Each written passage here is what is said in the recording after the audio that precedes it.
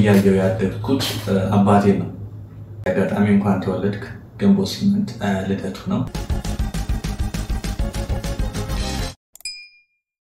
ሰላም እንዴት ናችሁ? ውድ ዳጊ ዲዛይን ቱ ቤተሰቦች በጣም ደህና ነኝ። ሰሞኑን ጠፍቼ ነበረ በአንዳንድ ነገሮች ምክንያት አሁን ተከስቻለሁ። ዛሬ የማወራው ስለ አባቴ ነው። ስለ አባቴና ስለ አያቴ።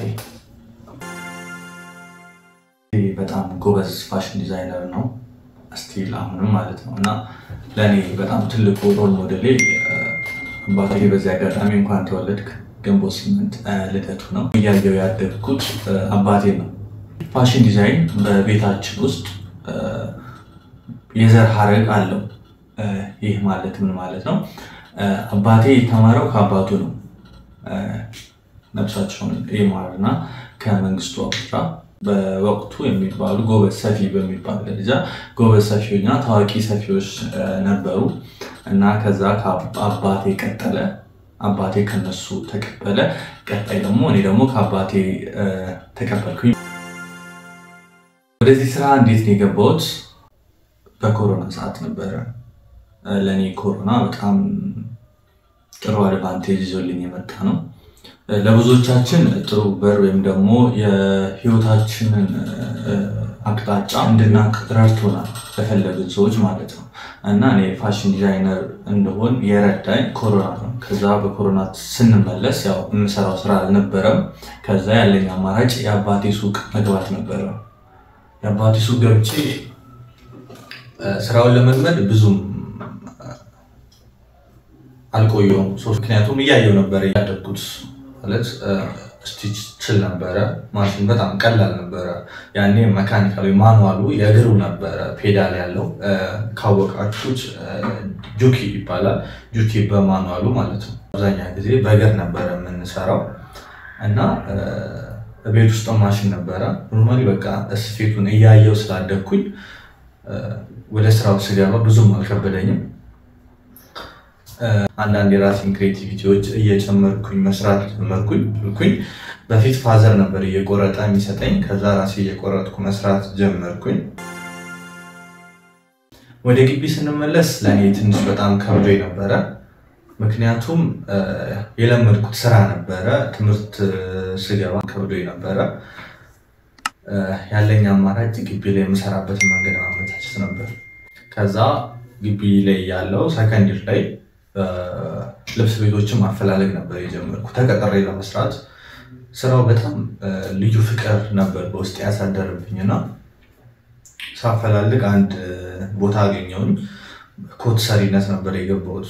ለ2 ሳምንት ከሰራው በኋላ እንዳጋጣሚ እሱም አልሆነም ማለት ከትምህርት ጋር አብሮ አልሄዳለ። እዛ ደግሞ ክላሱ ትንሽ የግቢ ላይፍ ታውቁታላችሁ፣ ትንሽ ያጨናንቃል። ከዛ በቃ ያለኝ አማራጭ ኦንላይን ላይ ራሴን ማስተማር ነው። እንደነገርኳችሁ አያቴ ነበሩ። ከዛ አባቴ ተቀበላቸው። እኔ ከአባቴ ነው የተቀበልኩት። ለምድ የሚባለው ነገር እስከ የለውም። የአባቴ ሙሉ ለሙሉ በሚባል ደረጃ ይዣለሁ። የቀረኝ ምንድነው? ሳይንሳዊ የሆነው ነገር ነው እና ሳይንሳዊ የሆነው ነገር እንዴት ነው መያዝ የምችለው የሚለውን ነገር ሳጥና ወይም ሳነብ ኦንላይን መጠቀም ጀመርኩኝ። ኦንላይን ላይ ብዙ ጊዜ ኦንላይን ነበር ማሳልፈው። ኦንላይን እንዴት ሱሰኛ ነው የሚባለው ኮኜ እዛ ዩቲዩብ እና ቲክቶክ ጀመርኩ። ሰርቲፋይድ መሆን ነበረብኝ እና እኔ ከአያቴና ከአባቴ ቢያንስ በተወሰነ ነገር የተሻለ መሆን ነበረብኝ። ለምድ ፕላስ ሳይንሳዊ የሆነው ነገር መያዝ ነበረብኝ። እሱን ለመያዝ ስል ግድ መማር ነበረብኝ። ሰርዲ ላይ መማር ነበረብኝ። ትምህርት ቤቶች ሳፈላልግ ያገኘሁት ሬጉላር ነው። ዲላ ነው የተማርኩት። በዚሁ አጋጣሚ የዲላ ህዝቦች ለናንተ በጣም አሪፍ ከተማ ነው። የምር ዲላ ቢደርሳችሁ እድለኞች ናችሁ። በሰላም ገብታችሁ በሰላም ትወጣላችሁ። በጣም አሪፍ ነበረ። ግን ያው አብዛኛውን ፓርት ስለማውቀው ብዙም አልከበደኝም ነበረ። 6 ወር ነበር የተማርነው። ያው በ6 ወር አሪፍ ነገር ተምረን አሪፍ ነገር አይተን ሰልጠነን ወጣን ተመረቀን ማለት ነው። በ2015 ማለቂያው ላይ ተመረቅኩኝ። ግራጁዌት በማኔጅመንት የመጀመሪያ ዲግሪን ያስኩኝ ማለት ነው። ተመርቄ እንደወጣሁ ያው ፈጣሪ ይመስገን ሲቪ ከመበተን ተርፌያለሁ። ቀጥታ ወደ ስራ ነበር የገባሁት። ብር ስላላችሁ ብቻ ፋሽን ዲዛይን አትማሩ። ምን ለማለት ፈልጌ ነው? የመጀመሪያው ነገር ከብር ይልቅ ፍላጎት ይቀድማል። ፍላጎት ካላችሁ ማንኛውም ነገር ማሳካት ወይም ደግሞ ማድረግ ትችላላችሁ። ለምንድን ነው ይሄን? ፋሽን ዲዛይን ጥበብ ነው ወይም ደግሞ አርት የምንለው ነው እና ስራውን በትምህርት ብቻ ማግኘት አንችልም። በትምህርት የተወሰነ ነገር እናገኛለን፣ ቤዚክ የሚባሉ ነገሮች። ግን ከዛ በኋላ የሚመጣው የራሳችን የግል ጥረት ነው የሚሆነው ማለት ነው። እንደየሰው ይለያያል። ተመሳሳይ ትምህርት ተመሳሳይ ቦታ በተመሳሳይ ሰዓት ተምረው ግን ሊሰሩ የሚችሉት ስራ የተለያየ ስራ ነው የሚሰሩት። ምክንያቱም ሙያ እንደየሰው ይለያያል፣ እንዳቀባበላችን ማለት ነው። አስተሳሰብ ነው ይህ ማለት አንዱ ከአንዱ ይለያል እና አሁን ጊዜው የሶሻል ሚዲያ ስለሆነ ከሶሻል ሚዲያ ብዙ ነገር እንማራለን። አንድ ባለሙያ ጥግ የለውም ማለት እዚህ ጋር በቃኝ ማለት አንችልም። ሙያው ጥግ የለውም። ይስል ዛሬ ላይ አዲስ ዋው የሚያስብል ብራንድ ቢልድ ከተደረገ ነገ ላይ ያ ሊወድቅ ይችላል። ከናንተ በታች ያለ ሰው ዋው ሊልላችሁ ይችላል። ግን የሆነ ታይም ከናንተ በላይ ያለ ሰው ሲመጣ ይሄንን እዚህ ጋር አስተካክለው ሊልሽ ይችላል እና ሙያ ጥግ የለውም እና በምንሰራበት ሰዓት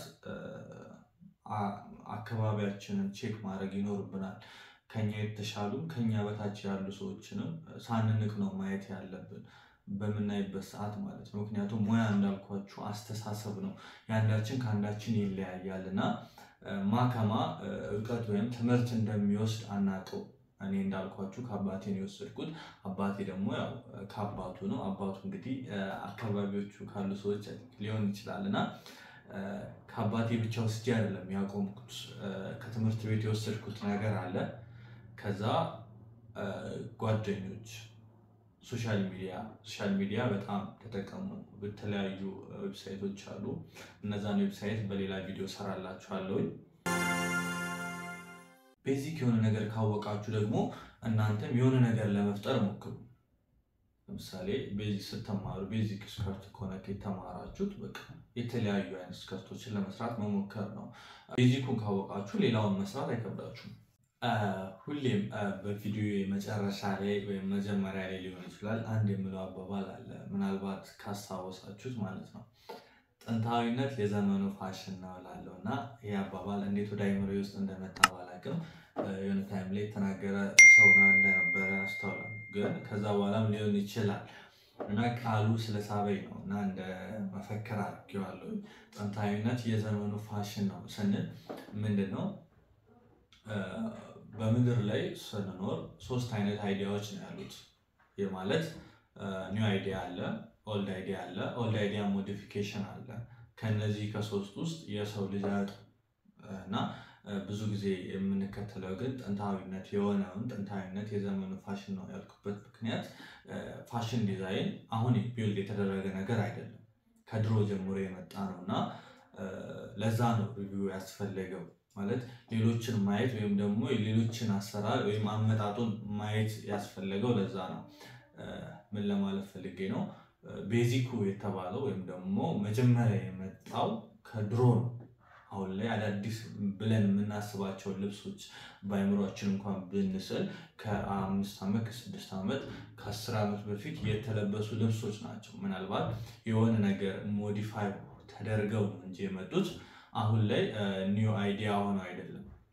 ሞዲፊኬሽን አላቸው ግን ኒው አይዲያ አይደለም። ኒው አይዲያ የለም እያልኩ አይደለም፣ ግን ልብስ ወይም ፋሽን ዲዛይን የተባለው ኒው አይዲያ አይደለም፣ ግን ሞዲፋይ ተደርጎ ነው። ባጊ ሱሪዎች አሁን ላይ እየተለበሱ ነው ያሉ፣ ሰፋፊ ሱሪዎች እና ሰፋፊ ሱሪ የሆነ ታይም ላይ ፋሽን ነበር ከብዙ ዓመት በኋላ። ሲኪኒ ሱሪ አሁን ወድቋል፣ ወደ ባጊ ተቀይሯል። ሲኪኒ ሱሪ በጥንትም ነበር። ጥንት የነበሩትን ሪቪው ካደረግን አሁን ላይ ለምንሰራቸው ስራዎች እንደ አንድ መሰረት ይሆኑናል ማለት ነው።